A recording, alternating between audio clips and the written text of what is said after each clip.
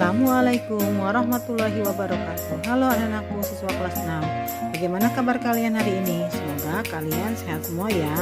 Amin ya robbal alamin. Sebelum belajar ada baiknya kita mengucap bismillah. Bismillahirrahmanirrahim. Materi kita pada hari ini adalah tema 4, globalisasi, subtema 2, globalisasi dan manfaatnya pembelajaran IPS.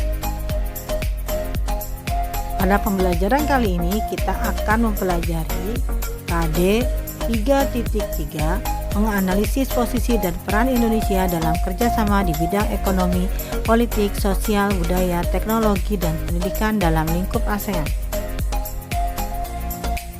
KD 3.4 menyajikan hasil analisis tentang posisi dan peran Indonesia dalam kerjasama di bidang ekonomi, politik, sosial, budaya, teknologi, dan pendidikan dalam lingkup ASEAN. Tujuan pembelajarannya adalah setelah menyaksikan tayangan ini, siswa mampu menganalisis posisi dan peran Indonesia dalam kerjasama di bidang ekonomi, politik, sosial, budaya, teknologi, dan pendidikan dalam lingkup ASEAN.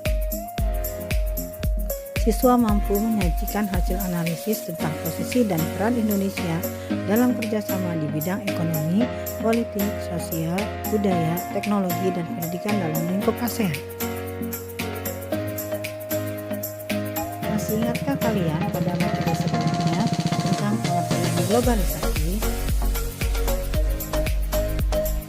Globalisasi adalah proses masuknya semua aspek kehidupannya mendunia atau sebuah proses mendunia. Semua aspek kehidupan yang dimaksud adalah mulai dari makanan, pakaian, budaya, sampai dengan media komunikasi dan informasi. Penyebab adanya globalisasi antara lain perkembangan teknologi informasi dan komunikasi serta perkembangan alat transportasi. Berikut adalah contoh globalisasi. Silakan kalian amati ya bagaimana contoh-contoh dari globalisasi.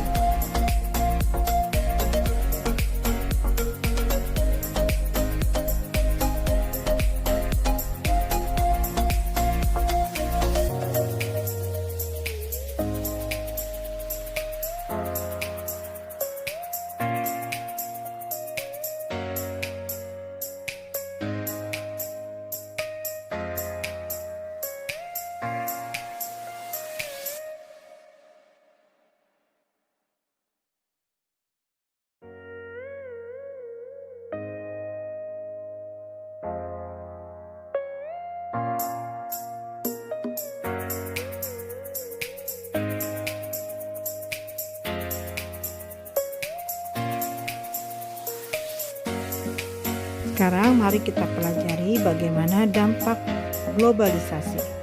Dampak positif globalisasi. Yang pertama, kita dapat menemukan makanan atau barang dari luar negeri dengan mudah. Yang kedua, perubahan tata nilai dan sikap. Dengan perubahan sosial budaya, tata nilai dan sikap masyarakat cenderung mengalami perubahan, yaitu dari berpikir secara tidak rasional menjadi rasional. 3. Berkembangnya ilmu pengetahuan dan teknologi. Dengan berkembangnya ilmu pengetahuan dan teknologi, masyarakat menjadi lebih mudah dalam beraktivitas dan mendorong untuk berpikir lebih maju. Keempat, komunikasi. Cara orang berkomunikasi saat ini makin canggih, seiring dengan ditemukannya berbagai alat komunikasi seperti telepon seluler, internet, dan sebagainya. Dengan alat-alat komunikasi tersebut, kita makin mudah berhubungan dengan orang lain, dimanapun dan kapanpun. Dengan internet, kita dapat dengan mudah mencari berbagai informasi yang kita inginkan, tanpa harus pergi ke suatu tempat.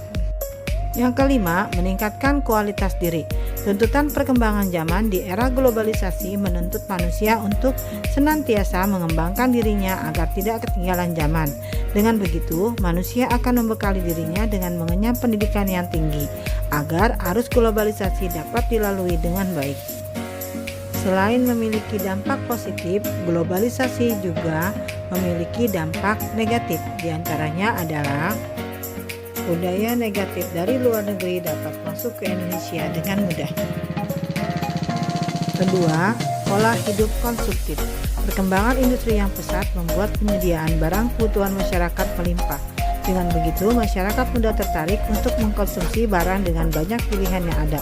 Pola hidup konsumtif makin berkembang dan marak karena didukung oleh media massa yang juga makin berkembang. Yang ketiga, sifat individualistik. Persaingan hidup yang semakin keras dan ketat membuat manusia makin tidak peduli orang lain. Mereka hanya memikirkan diri sendiri dan kehidupannya. Masyarakat merasa dimudahkan dengan teknologi maju, membuat mereka merasa tidak lagi membutuhkan orang lain dalam beraktivitas. Kadang mereka lupa bahwa mereka adalah makhluk sosial. Keempat, gaya hidup kebarat-baratan. Tidak semua budaya barat baik dan cocok diterapkan di Indonesia.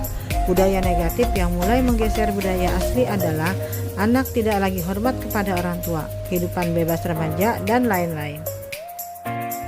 Kelima, munculnya kesenjangan sosial. Perubahan sosial budaya biasanya dirasakan oleh masyarakat tertentu saja, misalnya masyarakat perkotaan. Masyarakat yang mampu menikmati perubahan akan memiliki kemampuan sosial ekonomi yang lebih baik daripada tidak.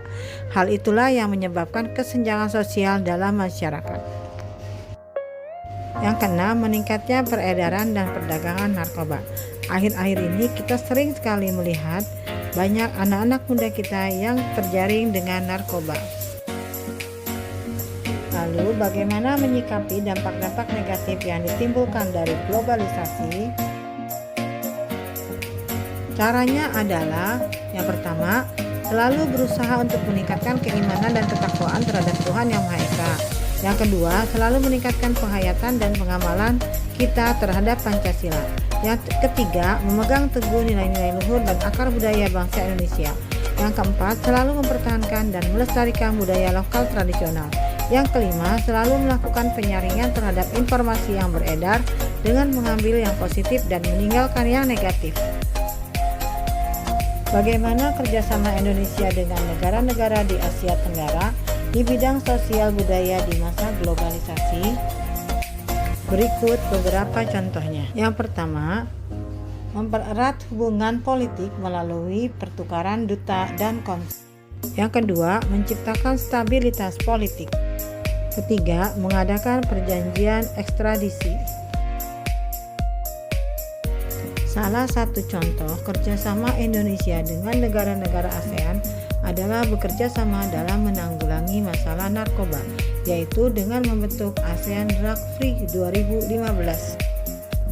Dalam ASEAN Drug Free 2015 ini, peran Indonesia diantaranya adalah membuat undang-undang tentang hukum penyalahgunaan narkoba, mengadakan sosialisasi bahaya narkoba ke sekolah maupun masyarakat.